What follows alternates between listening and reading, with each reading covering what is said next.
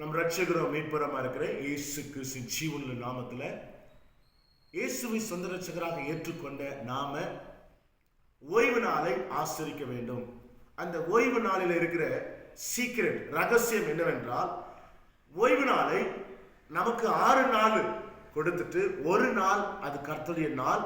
அந்த நாள் கர்த்தராலே ஆசீர்வதிக்கப்பட்ட நாள், அந்த நாள் பரிசுத்தமாக்கப்பட்ட நாள், அந்த நாள் நம்மளை சிருஷ்டிக்கிற நாள், அந்த நாள் இயேசு கிறிஸ்து தேவனாய் இருக்கிற நாள் என்று வேதம் சொல்கிறது.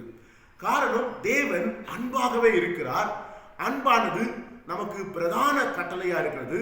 இந்த அன்புக்குள்ளாக நம்மளை உருவாக்கும் சிருஷ்டிக்குமா இருக்கிறார். என் தேவ பிள்ளைகளே, ஓய்வு நாளை நீங்க மிஸ் பண்ணாத உங்களுடைய சபைகளுக்கு போங்க. அங்கு ரகசியம் என்னவென்றால், அவருடைய சொன்ன உடன்படிக்கைகளை நிறைவேற்றக்கூடியதா இருக்கும்.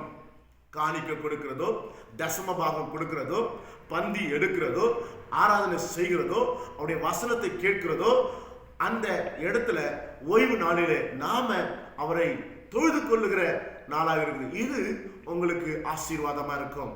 என் தேவ பிள்ளைகளே, தேவன் அன்பா இருக்கிறேன் என்று சொன்னது அது பிரதான கட்டளை. அன்பானது பரலோகத்தினுடைய குணாதிசயம். அன்பானது அது தேவனுடைய சுபாவம். இந்த அன்பானது ஒரு ஜீவ கனி என்று நான் சொல்லுவேன். காரணம், ஏதேன் தோட்டத்துல நித்திய ஜீவனத்துக்கு ஏதுவான கனியா இருந்தது. தேவன் அன்பாக இருக்கிறார். அவர் தன்னுடைய குமாரனாக பூமிக்கு வந்து தன்னையே கொடுத்து நம்மை ரட்சித்து மீட்டவராக இருக்கிறார். இந்த அன்பை கொண்டு இந்த உலகத்தின் மேல் அன்பு செலுத்தி அவர் நமக்கு ரட்சிப்பை கொடுத்திருக்கிறார். அதனால உங்களுடைய சபைகளுக்கு போங்க, சாட்சியா இருங்க, இதை தொழுது கொள்ளுங்க. இது உங்களை நிலைப்படுத்தும், இது உங்களை நித்தியத்துக்கு கொண்டு போகும் என்று இந்த அன்பு என்ற பழம், அந்த பழத்தின் சாயல் நாம மாற வேண்டும்.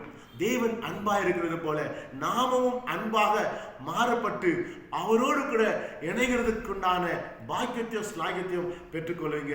கர்த்தர் உங்களை ஆசீர்வதிப்பாராக.